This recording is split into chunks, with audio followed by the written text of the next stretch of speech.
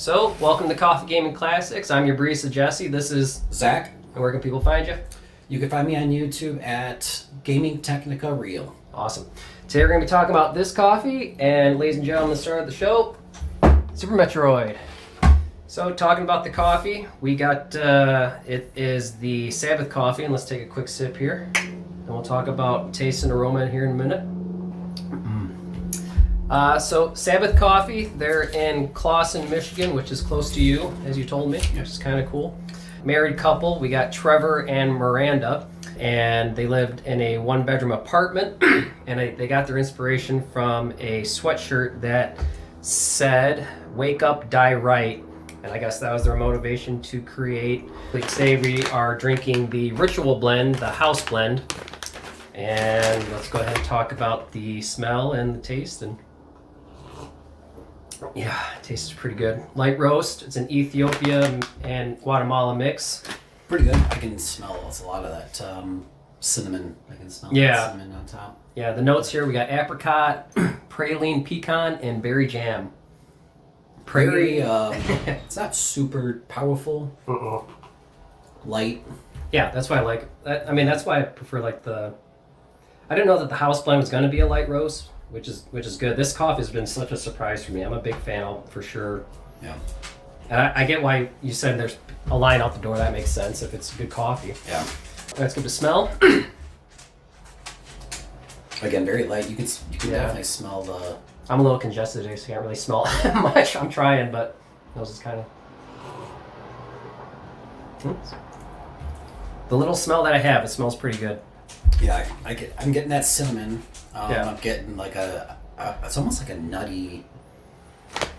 That'd be the praline pecan. Yeah. I can definitely smell some kind of a nutty smell. Very good. Very smooth. Light. Yeah. Not very...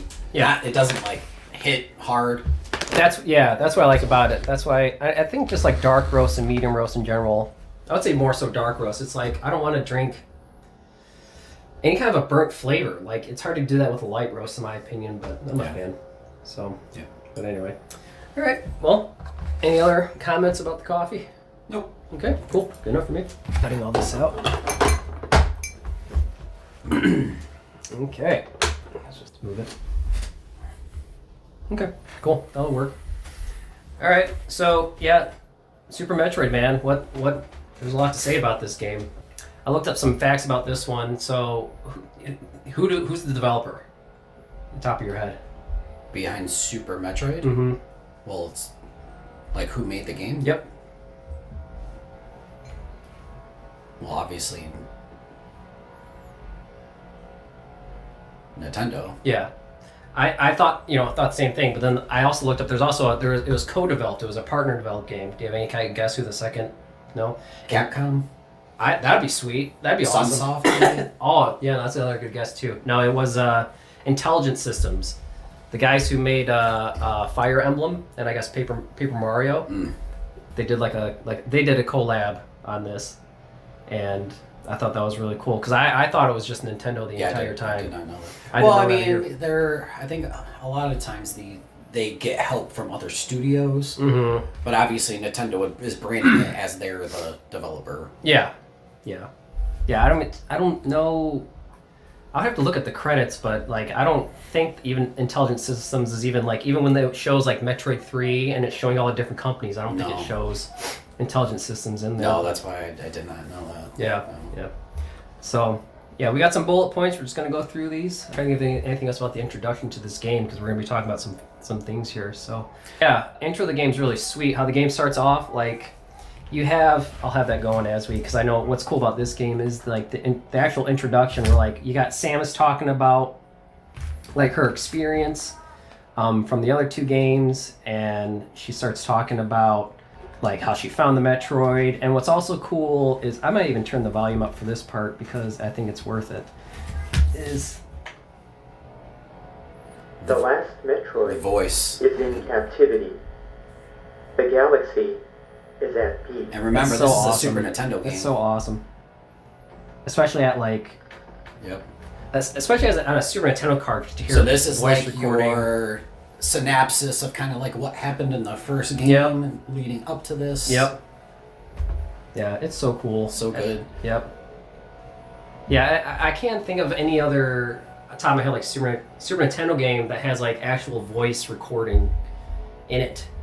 Yeah, not off the top of my. I mean, obviously there probably is, but yeah. Well, Star Fox. Oh yeah. That's a very good point. But still not very many. No. What they say in Star Fox? It's as other than goo, because that's what comes up. Me. I'm trying to think of like the Good Luck or something like that. Good Luck, yeah. Was there something before that? I guess not. I don't exactly remember what it is, but yeah, this is a nice little, in case you forgot what happened kind of thing. This part is obviously from Metroid 2 on Game Boy. Yeah. And like I appreciate that that's like whenever like some people start like a new game that's like the newest I don't know, God of War games, like do I need to play the other 8 games before this to play this one? You're like, I don't know if you need to, but this game kind of just takes care of that for you. It's like, well, here's what happened, here's some visuals to help you get started, and it's just really cool. Yeah, the sound really design, the intro, like this intro level is amazing. It's kind of teaching you, obviously just like any intro level, but it's kind of teaching you what the game's going to be like, the atmosphere of the game. You know, she's landing on this abandoned space station. Everybody's dead. Yep. You know, so it's kind of showing you what the stakes are. Yeah. And then it's giving the classic Super Metroid countdown at the end of the level. Yeah. I was gonna talk about that, like how they tied like the intro and the ending. Spoilers. It's a 30-year-old game at this point, but just how the well, if you're watching this video, you're not worried about spoilers. For Super Metroid. No, I guess not. I mean, we're not even really spoiling too much. Spoiler alert, I guess I should say. Yeah, they do something in the beginning here that will reflect later at the end of the game, but well, it's a classic in pretty much all Metroid games. Yeah, where there's some sort of self-destruct sequence. Yeah, and that's kind of what happens here. Like once we get to like this intro boss here, and I think maybe this is a good place. You know, there's a specific room I want to get to talk about our next point here, where I have, you know, this feeling note. We'll I think this is kind of touching on something a little bit different. We'll maybe come back to this point in a minute. Yeah. But I mean, we can even talk about that now because even if you listen to the audio, what's happening on the screen. So here we'll stop talking for a second. Turn it up. Turn it up a little bit. Turn it up. You hear that there's no background music. No. All you're hearing right now are the sounds of this space station. So you get that atmospheric feeling. Yeah. And the game's doing a good job. Nothing's alive, right? No. There's nothing happening. Everything's dead. No. So there's nothing happening in the background, right? So it's giving you that feeling of like dread. Right. And, you know, remember, Samus is alone. She's a lone hunter. She's by herself. Yeah. No one's there with her. No. Right? So this intro level is so good. Right. You know, for that. Giving you that feeling of the game. All right. Yeah. No, I mean, you made some really good points. And like, I had a note here about, really we're kind of talking about atmosphere right now. And yeah, you're exactly right. You're like, you get, this game does so well with its atmosphere. Just like, you're so alone in this game. And like, you got some dead people here. You know, and what's cool is like in the introduction they showed you that the Metroid was in like that cylinder, and remember the black and white images, like you saw the Metroid in here, and then you come to this room and it's shattered, it's not here, you got a bunch of dead people on the floor. There's no lighting, like everything is just dark. Samus pops out. It's just so cool. Well, I think that was a lot of people's issue with Metroid Prime 4 is you don't get that feeling of seclusion. Right, Metroid. That's part of these Metroid games. Samus is alone, right? Yeah, and that's, you know, it doesn't matter if you're playing Metroid Prime, if you're playing Fusion. You know, Zero Mission was just a remake of the first game. Right. You know, you're by yourself.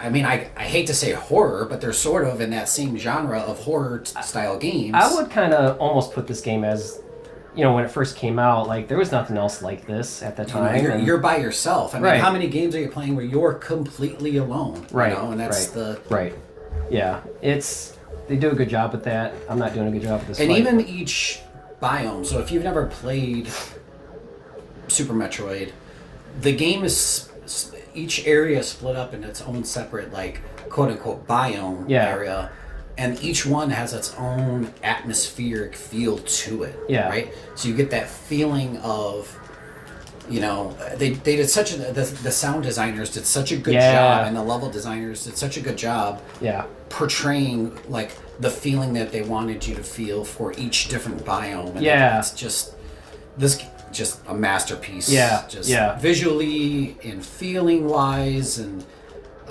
like control design, and sound design, everything. Yep. Just a masterpiece. Yeah, it is a masterpiece. And like touching back onto like even the biomes. Oh, he didn't drop it. I messed it up. And not too many biomes in this section right here, but like before it was the all dark and like things were dead and like no lighting, but now we got like this cool, you know, danger, things are red, we got shit exploding out of the walls and things are falling apart, the screen shaking. The screen wasn't shaking before. I forgot about that point.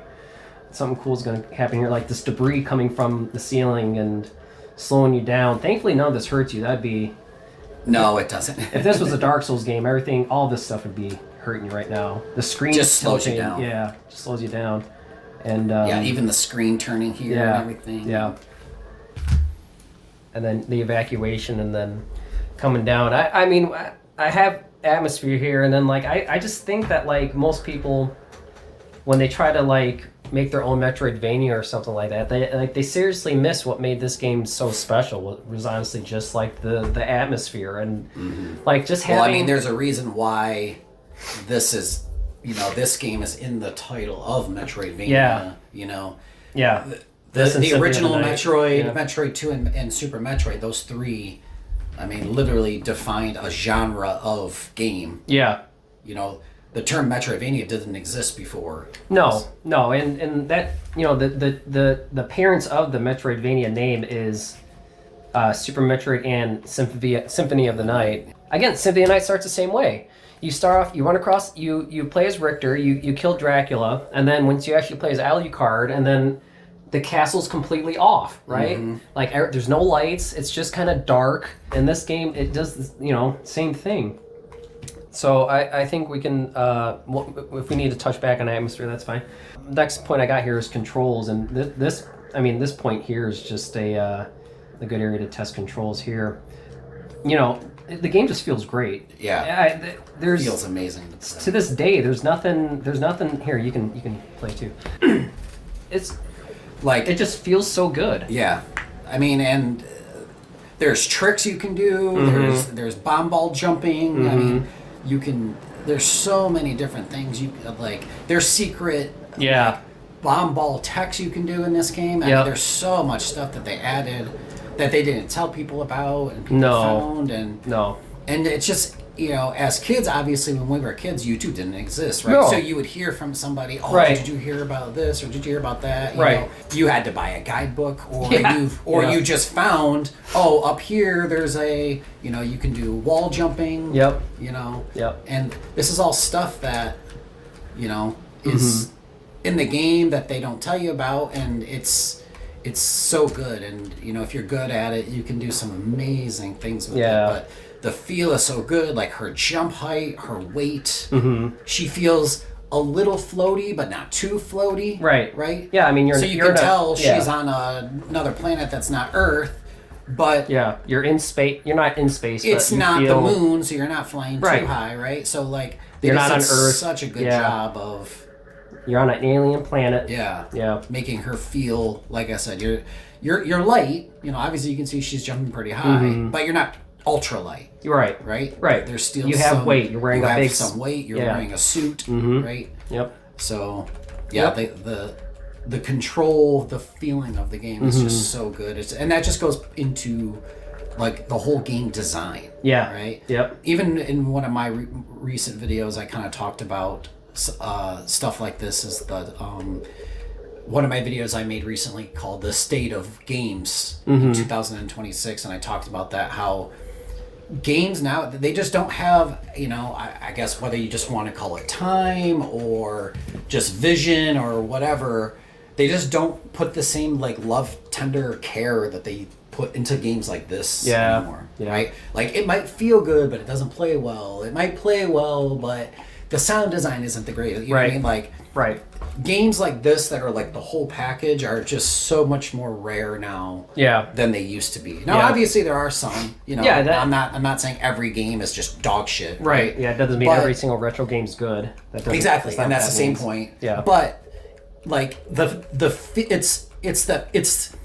it's not even just the feeling you get when you're holding the controller. It's the feeling the game gives you when you're playing it, right? Yeah. Whether you want to call it goosebumps or butterflies or whatever, right? It's just that amazing feeling. It's like, man, this game just feels amazing. Yeah. Like that background in the rain. Yeah. It's like the sound design and just everything. It's everything together. Yeah. Right? So. Yeah, and... Yeah, you're right. Everything is together, and like I know I want to talk about controls, but I'm just looking at what I'm looking at, and like touching back on atmosphere again, I just think that's such a huge component to this game. Like even right now, like there's like nothing. Like you saw like some little bugs crawl away. Even on that stage prior, you know, you're alone and like you're getting rained on, and there's thunderstorms in the background. I think some of these doors are turned off or something. Is it this one? Yeah, like these faces light up and they're not lit up right now, and just everything is just off. And what's also cool, so even with that door, it seems like so simple to even right here. It's like you can see this fog and and this is all empty, like all this will go away, which is really cool. But my point about those doors, and that was something I want to talk about with controls, is that you have eight-way directional shooting in this game. And then like without them having a pop-up saying, hey, you can shoot directly below you, you're like, okay, I'm going one way, here's a door, how do I get through the door? Oh, I jump and shoot. You didn't need a tutorial to tell you how to jump, press down, shoot. You're like, okay, that's just what I do. Yeah. You know, same thing with this. It's just kind of like what you just. I think that's just something that got lost nowadays too. It's like using the level to teach you how to play. Teach you how to play the game, yeah. And this game does not need to do that. I mean, like once you get this power up here coming up. Yeah, that's a very good point, because a lot of games now are very hand-holdy, where they're like painting things yellow or orange or red to show you where to go. Climb, where in just clever game design like this, like Jesse pointed out, if a game's designed the right way, it's going to teach you how to play without physically having to tell you how to play it. Yeah. Without like text on the screen or painting something yellow or whatever, right? Just purely based on game design and level design. Yep. Yeah, it's just awesome. And like how it teaches you, like if you even go back into that room, how it's showing you, it's like, so far it's been teaching you that like you shoot blue doors to open them, and then you get to this red door, like you can't shoot that. And you go, oh wait, my gun isn't right. What do I do? And then like 3 screens prior, it showed you how to shoot down to keep navigating, till hey, you can shoot in 8 directions. So it's like, oh yeah, you could have destroyed those blocks and gone down further. What happens if you go back? I'm just kind of curious. Like I don't know. I mean, like on the elevator to go back up, like is it still like all empty and stuff back up there? I'm trying to think of what the trigger event is. So maybe we can move to exploring right now. This is kind of just touching on, none of this has been like in a linear experience so far, really. Like you just kind of just been, so it's still kind of like old. And so even if you are someone who's never played this game before, and if you've never played this game before, I'm happy for you because you get to check all this out for the first time. Oh wait, this door won't open. Yeah. So then now it gets you to go back. Yeah, now it gets you to go back that way. So now you know. Oh, I missed something. Yep. Again, you still feel alone this entire time. The music hasn't changed at all, I don't think, since the first level. Or the second you land it. It's still that fading... Yeah, because we're still in the same biome. Yeah. Yep, and you piece together, okay, I need to go down, you got that... So yeah, even if you didn't get if you didn't happen to go left, right when like you get to that point, you're like, where do I go? So, I don't know, I just think that's just so awesome that... And it's not inconvenient either. Like, you're not gonna be like, oh god, what do I don't know, like, you don't feel burdened to explore in this game. It's just fun. You know, like I said, it's teaching you how to play without explicitly telling you. Yep. You go, okay, well, I have another door here. Oh, maybe I'll try shooting it with missiles. Oh, the new thing I got. Doing something. Yeah, the door flashes, It's cool. Ball form. Get the upgrade. Sexy. Yep, you get that upgrade music. Nice little reward for you. That feels good. So there was right, and now this eye thing, right? This is this is just telling you that you're whoever's here is Yep. aware that you're there. Yep. Now you're being watched. Yep. Right? This eye isn't doing anything to me. Nope. It's just imposing a sense of now, you're alone, but we're watching you. Yep. We know you're here. I don't. Whoever we are. Yeah. That's a good point. I forgot to bring up. I never would have thought to brought that up actually. I don't think those eyeballs exist anywhere else in the game either. I think like these two rooms, the ball upgrade and that missile upgrade, are the only two spots where you. Yeah, because from this point on, you start encountering enemies. Yeah. Like I think that was the trigger event. Like once you get the missiles, then the game's like, okay, yeah, you got what you need. There they are. See how it looks different now? Yep. Music changed too. Let's take a listen really quick.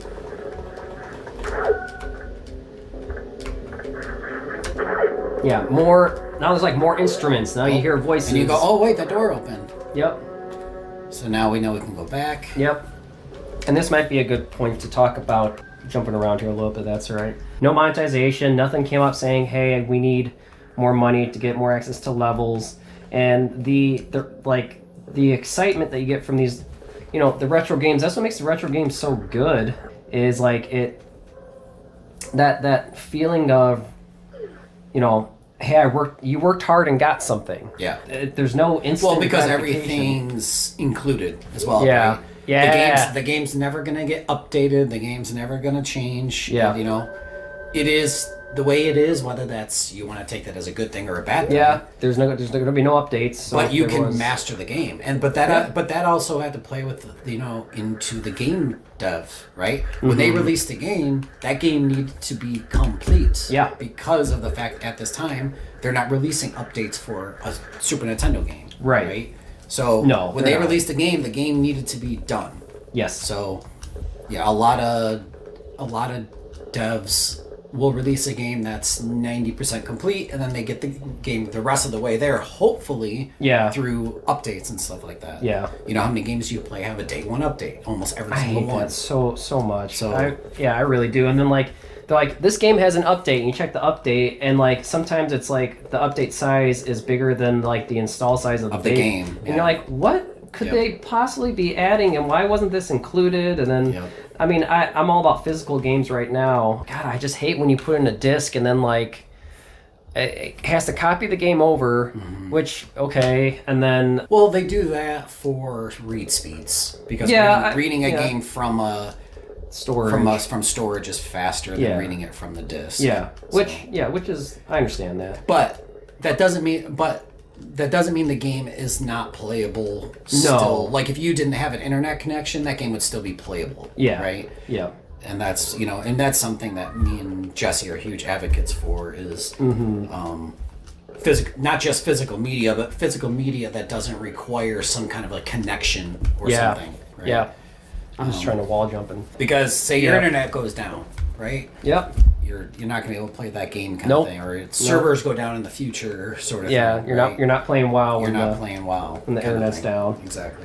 So, because any kind of live service game or some game that requires an internet connection, it's not going to be open forever. It's just not. No. Right. The state of games. We were talking about how like these games make us feel. How Jesse was talking about how our father would come and bring this game with him when we were young, and they learned how to do wall jumping together and things like that. Yep. So just we were just discussing how a lot of modern games just don't give you that same type of feeling. I mean, these old games, developers put a lot more tender love and care into creating them. A lot of them were gamers themselves, so they just put a lot more love into the games, and you felt that, like you really actually felt it.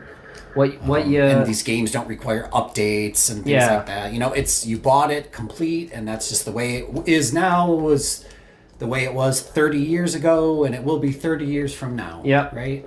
And even if the game wasn't complete and had like some like game crashing bugs, you either just worked around it, or you could, that's just the way it was. Yeah. Or you could start dipping into like ROM hacking and stuff like that. Yeah. But you can also see that as like, you could literally master this game. Yeah. Right? Yeah. The game's never going to get patched, and then No. whatever progress you made, like whatever bug you found that let you do something, isn't going to get fixed. Right. So, and that was a cool developer note too that I read, was that they knew people were gonna sequence break the shit out of this game. Yeah.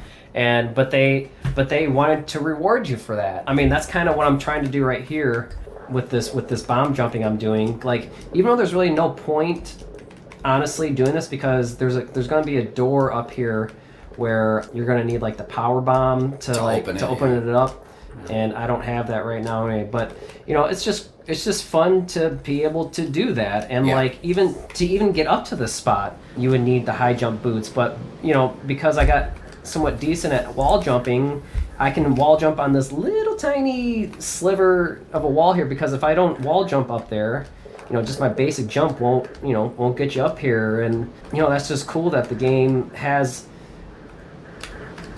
like, I don't know any other Metroidvania that even has wall jumping.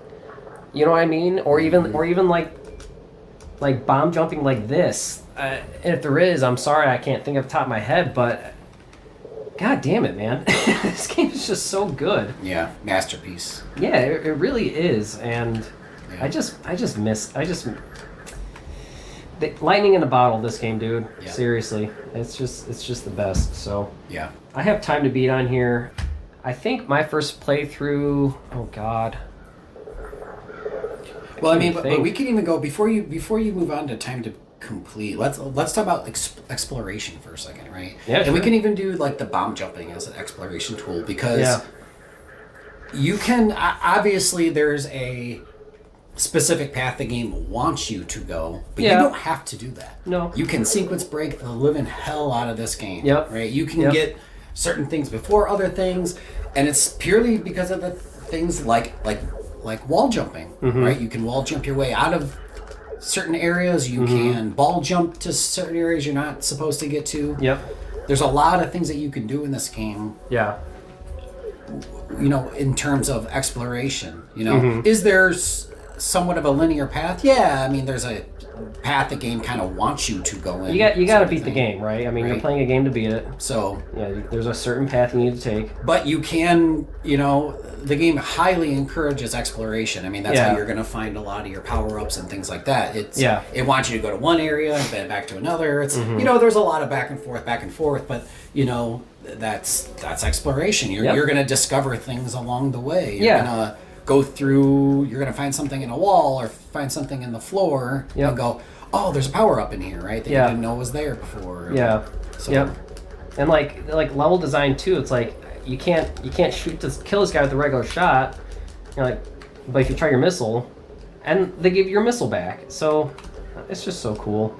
There's something I want to talk about that you brought up, but I was just distracted with this. It's so good.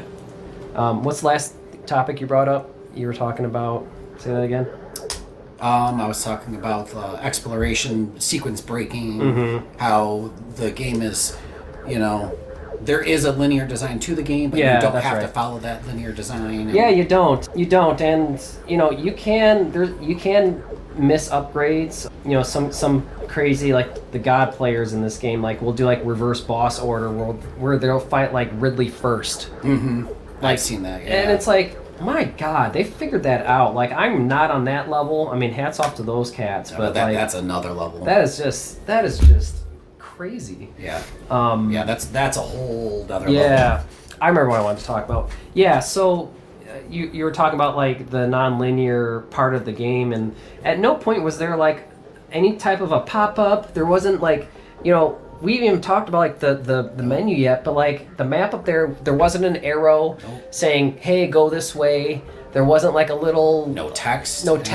Yeah. There's been nothing to say, hey, you need to go this way. It's literally all done through level design. Like telling you what direction to go in a game like this is level design. Yep.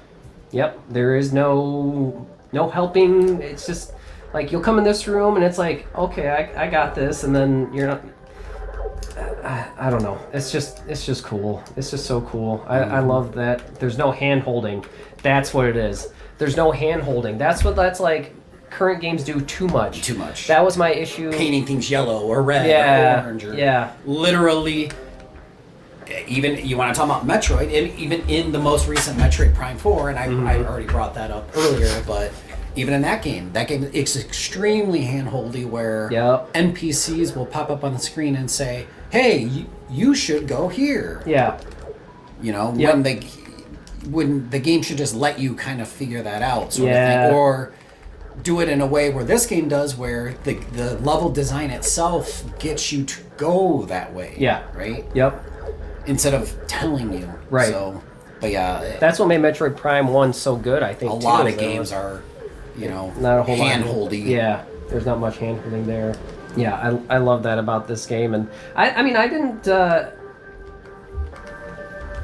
I played and beat Metroid Prime 4. I didn't hate it, but I just had a lot of negative things to say. I didn't hate it either. I mean, you know, if we were making a review of Metroid Prime 4, I would say it's meh.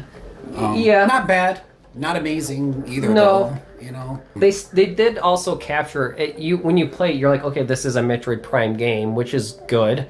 It's good that you're not playing it thinking like, who made this? But my and again, we don't have to go too deep down into Metroid Prime because we're talking about Super Metroid, but I don't care, we can. My personal biggest gripe at that game is it's the opposite of this. This game, you're very secluded, right? Yeah. In Prime 4, you're not secluded. There's NPCs, and granted, they're not with you all the time, but they do talk to you a lot. Yeah. I don't know, and I feel like it breaks the immersion of a Prime game. Can you imagine the pacing of this game? Like, if the second I walked into like a room, there was another, you know, NPC who's like, hey, how you doing? You should be like, what? Yeah. Get out of here. That's what I mean. Yeah. Right? Yeah. So it's just stuff like that. And even like play the first Prime, right? First Prime is another, I think that game is another masterpiece, right? Yeah. It's another very, very good one where you're secluded, no one's talking to you, you kind of just figure it out, and the game does a very good job of with level design. Now obviously it's a little bit more modern than this game was because that game originally came out on GameCube, so they could use things like the map to sort of tell you where to go. That's a good point. But it still wasn't very handholdy. It didn't quite literally say go into this room. It would say you should check out this area, sort of thing. Yeah. Like your goal is in this spot of the map. How you get there is up to you, right? So they would do things like that, which in my opinion is like, if a game's gonna tell you where to go, I like that. Where it's telling you where you need to be, you figure out how to get to X place. Yeah. So no, that's a very good point. Yeah.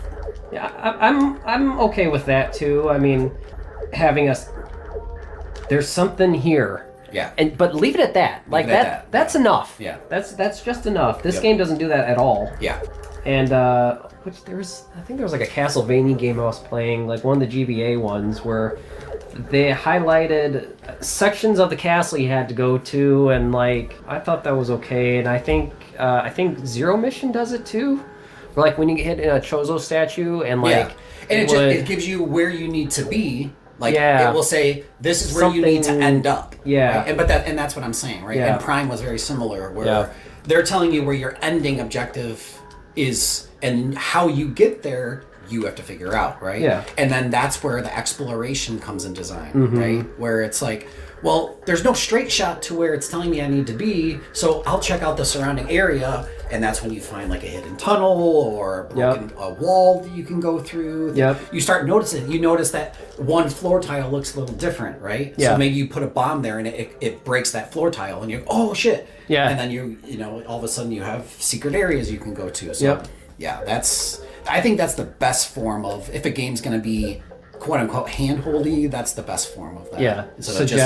Instead of just telling you, or painting something yellow or, whatever, it's, or, I mean, even if they're going to have that, I don't understand why they don't just add the option to turn it off, right? Yeah. Like, they have all these accessibility things nowadays, but there's no option to turn off having NPCs tell you where to go, so I don't know. That's interesting. I wonder if, I think I would actually kind of like dig that. This level's cool too, how you can reduce the light. Yeah, I wish that'd be cool if they. It's just details, man. It's just one of those things, man. Yeah. Just little details. Yeah, I don't know why. I'm sure they were designing this level, and the head designer said, let's make it so like when we destroy those things that are producing light, like the room gets dimmer and dimmer, and it's just like. It doesn't do anything to the game at all. It's in this one room, and that's it. I think so, yeah. And it's just one of those cool things. Like, would taking out that feature affect the game in any way? Nope. But is it cool that it's in there? Yep. Oh, yeah. Yep. So it's just those little details that just make it. I'm thinking opposite. I'm thinking like it would be cool to be in a dark room, and then later when you get the grappling beam and like you can zap shit that you can. That you can like zap something and it would light up the room. Light, or something. Yeah. I mean, you can do it in this game. The technology is there to do it because they introduced it into this room. That's kind of off topic, but I just think that I'm sure they're doing something where every time you destroy one of those, I'm sure there's like a code that just reduces the entire the overall brightness of the pixels of the sprites. Yeah. So. Because obviously there's no like illumination. There's no, this isn't 3D or anything. Right. I have been in this little loop here. Oh, because I'm just opening up all these doors. That's what's going on. But yeah, anyway, let's move on to Time to Complete. Yeah, so this game, just like a lot of older action, platformer games, it's relatively short. Yeah. But, most of them are. But if you really sunk your teeth into this game, you could, like... Quickly, you could beat this game in like 4 hours. Oh my god, yeah! If you're like a speedrunner, it won't take you 4 hours if you're a speedrunner. But I think speedrun's way faster than 4 hours. Yeah. I'm saying me or you could beat this in 4 hours. Oh yeah. But you could easily, if you wanted to, like, I'm gonna get all those upgrades. You could 8 to 10 I was gonna, maybe 12 for every to like 100% it. Yeah, that's what I'm looking up here. I should have had this ready before, but I'm just kind of curious what the internet says the average time to beat Metroid is. But I feel like 8 is like where my heart lands to beat this, because like every time I play this, I don't usually play to beat it fast. In this game, like if you want the good ending, you have to beat it in under I think 3 hours or something. Yeah, 8 to 15 hours. Yeah. Which, that feels home to me. And then, this kind of touches on something I wanted to talk about too. Like, Chrono Trigger is another great game. Yeah, I can say I just recently. Yeah, and that game that hits that sweet. To me, I discovered that there's like this 20 hours or less seems to be the golden, time to beat a game. Like, especially for an RPG.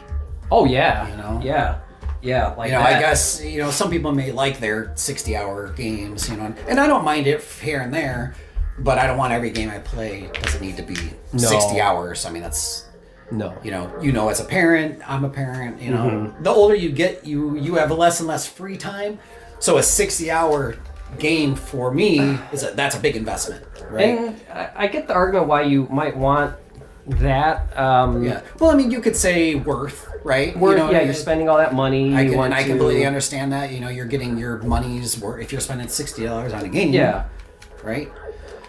If you're getting 60 hours out of it, and that's great. And I have plenty. I have all the Persona games, and those games are all. I mean, Persona 5 is like 120-ish hours. Now, I personally have not beaten it. But I know that it's a super long game. Yeah. But it's also like a 10 out of 10, It's really, really good, but it all just depends on your perspective and and what you want, how you value time and stuff like that. I like to juggle between a bunch of games, I don't like to play just I think those kind of games are good for someone who's like, because like if it takes 120 hours to beat a game, like you're probably not going to play anything else while other than that. So it's like you're okay with just committing. I'm going to be playing Metaphor ReFantazio or whatever again today, and I'm on month. I don't know how long, but and I did beat that one. That one that was pacing isn't for me, I guess. Metaphor, as far as like Atlas RPGs, is actually on the shorter end. How long is that one? 40? It was about 40. Yeah, okay. I did it between 40 and 60. I don't exactly remember, but I beat it on PS5, and it was between like 40 and 60. Yeah. But you could definitely stretch it out too. Again, just like anything, right? Yeah. If you really wanna like sink into it, Right. you can stress that time out a little bit. Yeah. But yeah, you know, I'm very similar to you. I like to bounce from game to game to game. Yep. I play a lot of, you know, I'll play one game for 4 hours. You know, sometimes I play a different game each day kind of thing, you know, but that's just how I am, right? Some people, there's other people who are not like us who like to play just one game at a time and they're just playing that game. And, and that is completely fine. Yeah, like right? that's your preferred style. And, but me and Jesse would like to play a lot of different genres of games and a lot of different styles of games. See what's out there. Mix it all up. So, and there's nothing wrong with, I mean, you said it, but there's nothing wrong with just, you know, some guys or ladies, whatever. I mean, they have their one game that's like, I'm gonna master this one game, like Tetris or something, or they're like, I'm this is it. Like, I'm like, that's great. I mean, I'll play those games too, but I just want to see what else is out there. And you know, this is my favorite game of all time. I played and beat this game like an insane amount of times, but you know, I'm also gonna play other games too. And this is just you know, I just want to, you know, this game scratches an itch, but if I'm like in the mood to play like a turn-based RPG game, I'm not playing this. Right. Or you know what I mean? Or if I want to play one of my shmups, this game might scratch that a little, but this game, you know, what we talked about earlier, it's like more atmosphere. You know, you're playing this game makes you feel something. You know what I mean? Just like in the beginning you felt alone, and then now you're kind of like exploring this world. We got like this cool stuff coming out of the background. The world's alive now, and then now you're exploring. So it just also so happens that the combat in this game is phenomenal, and that the controls and everything else we talked about is just great. So just 10 out of 10 games. Perfect. Yeah, like I said, just a masterpiece. They really did.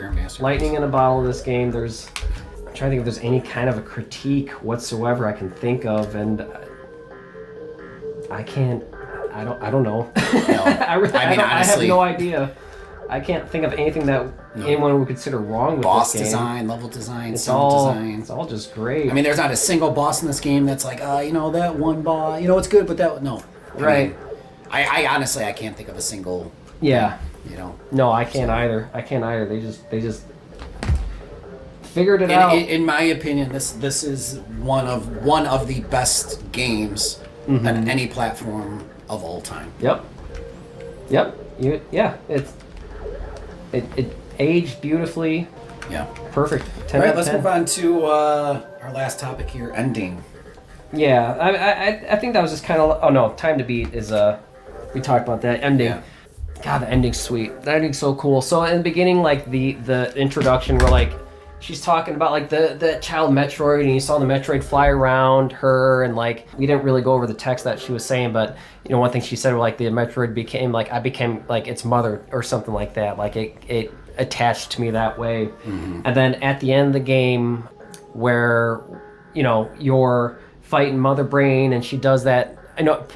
Like 2 or 3 rooms prior to that moment, you remember where like there's all those corpses in that room? Yeah, leading up. And then as you make your way towards the end of the room, and then like this giant Metroid comes in, it just starts like sucking the energy out of you, and then like you see your health drain, and like right before it kills you, and then like the music cuts silent, and then you just see like this thing, and like again, no words or anything. I mean, it's a alien life form thing still, but like this game makes you feel how it feels. Yeah. Just through like 16-bit pixel art, and like, and this Metroid is just like, it's making different sounds now. The sounds are just kind of like, oh shit. Yeah, you can tell. Yeah, like this. That it's hurt. Yeah, like sad. it feels it's sad, bad. Yeah, it's a Metroid. Yeah, like this thing. It doesn't feels have visual bad. expression. Right. Like it's like. And that goes into part of like that sound design, right? Yep. Because they're doing that purely through sounds. Yep. Right. Like it made a bad. It fucked up. And then you see it react like that, and then it flies away, and that's leading into something that I wanted to say was the game does such a good job of closing like the loop, right? Yeah. Everything you're seeing at the beginning of the game is coming back around at the end of the game. You know, with you have the Metroid, that loop is getting closed. You've got the very first tunnel you drop down at the very beginning of the game, like we just showed.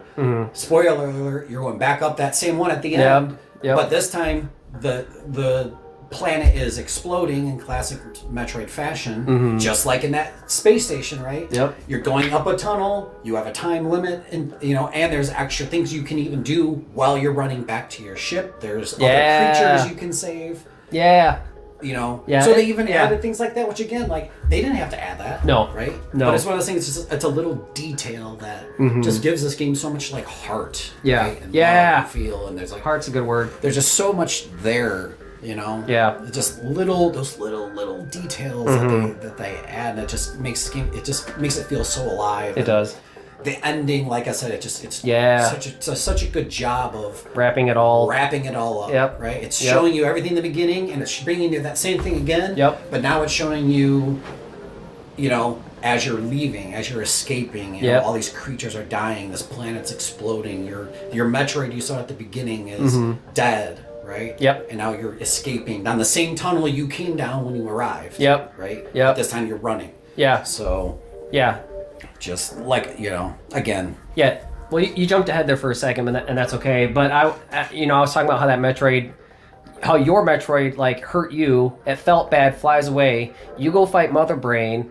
Happens again. Mother Brain, like, nukes you to near death. Yeah. And then just before Mother Brain delivers the final blow, how that Metroid flew away, like, 2 screens prior, comes flying in, sucks up that beam that Mother Brain was going to zap you with.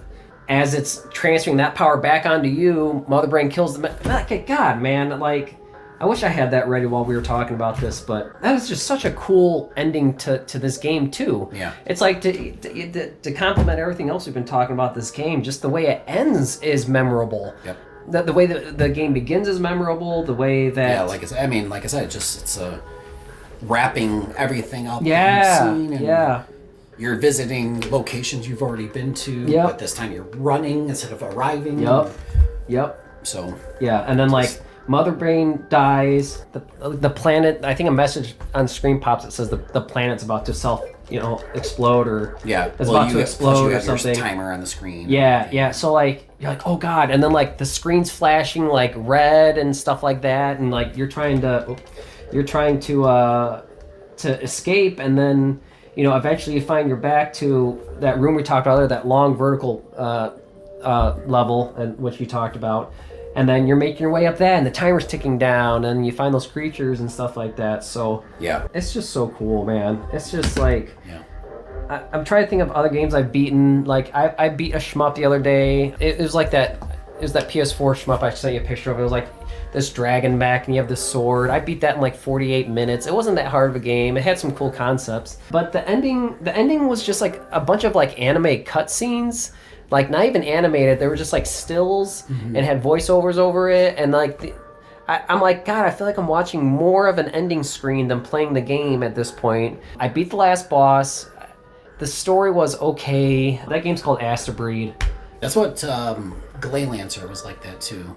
I got that Glay Lancer. Yeah. That's what that was like at the end. It was like full screen, and it was cool. I mean, you got to appreciate the pixel art. You do. That game is beautiful. Definitely got to appreciate the pixel art. But yeah, like, it's a very similar kind of thing though. Like, when you beat the game, a lot of like, they wrap the game up just through like full screen pixel art and stuff, which is cool. Yeah. But I'll give them credit on being able to make the ending feel worth it, and to escape the planet too, and if you but they also do a very good job of letting you know that this isn't over, kind of thing, right? Without explicitly saying that, like, all right, this isn't done, right. Like, my job's not done. You know there's going to be another game. I think they even say see you next time. No, next mission. They see you other M. Don't they say other M? No, it says see you next mission. Yeah, who mentions... I gotta look that up.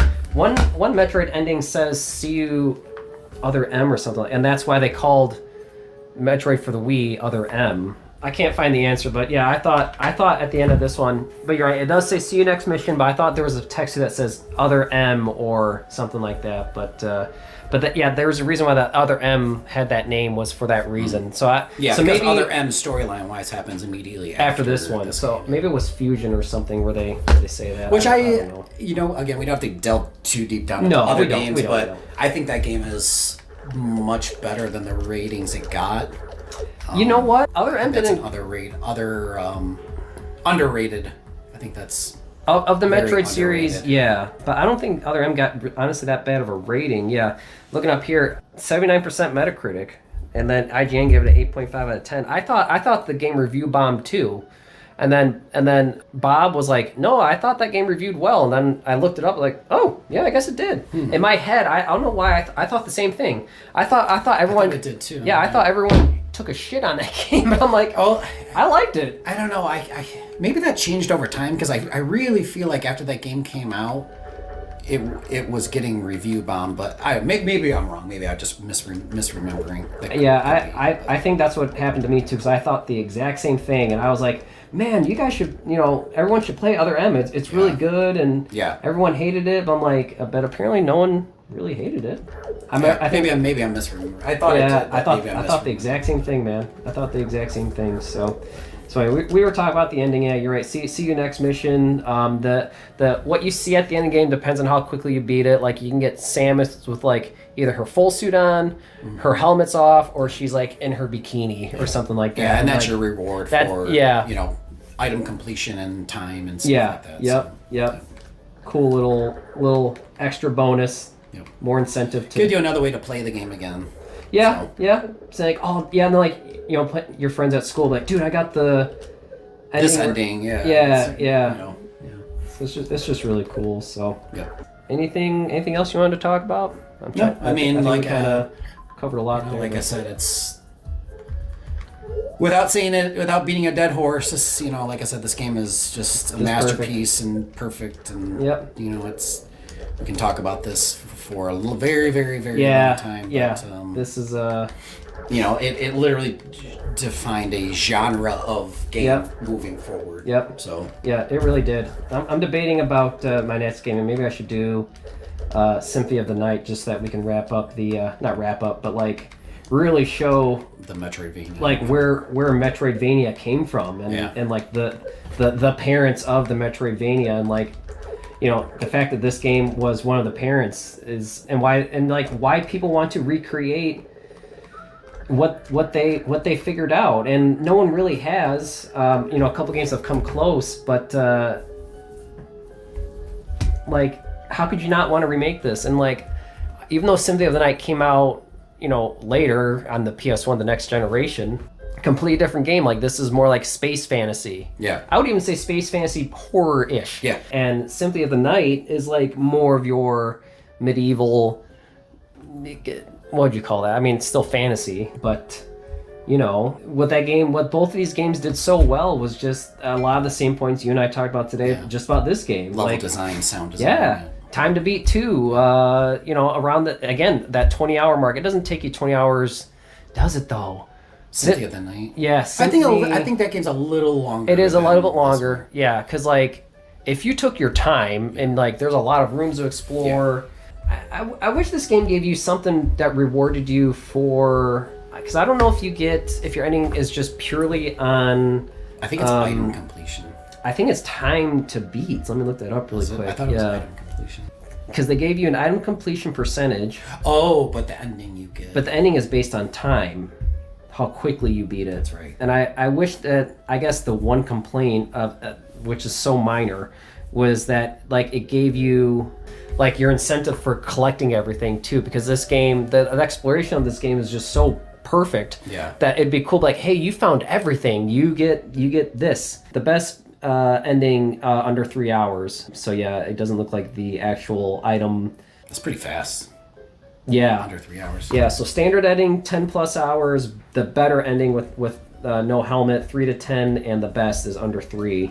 That's pretty fast. Yeah. So, yeah, every time I play this, I always took my time. I never liked trying to get that 3 hour ending. Like, I just... Yeah, I'm sure I could like I said, now. You'd have to go pretty pretty quick. Like like I would know what I don't need, and yeah, you would obviously have to skip some things. Right. So yeah, great game. Well, that's all I got. Yeah, sounds good. Fun, man. Yep. All right, thanks for watching. I don't know what the next game's gonna be, but this is my first episode. Thanks for being here for this. Yeah, man. I'm sure this is probably not gonna be your only time doing this. I'm sure you'll come back for more. Hopefully, that'd be great. So yeah, see you guys next episode, and take care. Cheers. I probably should have had like more coffee. I didn't really talk about coffee much. I mean, I know it's Coffee Gaming Classics, but I just wanted to have like the coffee as like the appetizer of like the just like a night. I was on YouTube the other day and just I saw something different. A dude that had almost the exact same. It was like Coffee Gaming. What was it? Coffee Gaming something. Mm-hmm. But it's so hard because there's so many people that have YouTube channels, so it's hard to find like a niche, like completely unique. Yeah. What are you gonna do?